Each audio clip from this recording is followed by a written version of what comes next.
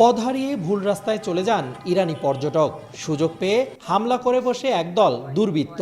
ছিনিয়ে নেয় ইরানি দম্পতির মোবাইল, ডলার ও পাসপোর্ট। চলে বেধড়ক মারধরও। এ ঘটনা রংপুরের তারাগঞ্জ উপজেলার কুরসা ইউনিয়নের দক্ষিণ গনিরামপুরের। সোমবার দুপুরে বিশৃঙ্খলার খবর পেয়ে ছুটে যায় সেনাবাহিনীর পেট্রোল টিম। তাৎক্ষণিকভাবে বিদেশি দম্পতিকে উদ্ধার করে নিয়ে আসে নিরাপদ স্থানে। গ্রামে আনুমানিক 12টা, সাড়ে 11টা থেকে 12টার দিকে আমার কাছে একটা কল আসে যে এখানে একটা অরাজকতার সৃষ্টি হচ্ছে এবং দুজন ফরেনার আছে।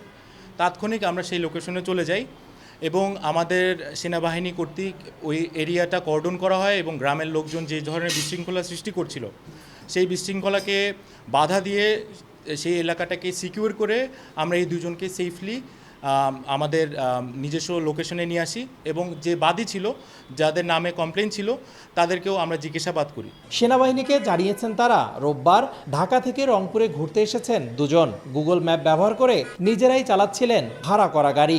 এক পর্যায়ে চলে আসেন ভুল রাস্তায়। এ সময় স্থানীয় কয়েকজনের কাছে সাহায্য চান, তবে সাহায্যের বদলে হামলা করে বসে তারা। মারধর করে সাথে থাকা $500, মোবাইল, একটি ঘড়ি ও পাসপোর্ট ছিনিয়ে নেয়। হামলার ঘটনায় জড়িত 4 জনকে আটক করা হয়েছে বলে জানিয়েছে সেনাবাহিনী এবং পুলিশ আমরা জয়েন্ট ফোর্স একটা অপারেশন করছি এখন, যে এই টাকাটা উদ্ধার করা এবং তার মোবাইলটা উদ্ধার করা এবং তার সাথে গ্রামের যে সকল লোকজন সম্পৃক্ত ছিল তাদের বিরুদ্ধে কঠোর ব্যবস্থা নেওয়ার পরিকল্পনা আমরা করছি। এ দুই ইরানি নাগরিক হলেন হোসেন সেলিম রেজা এবং ইয়াজদানজো ইয়াসমিন।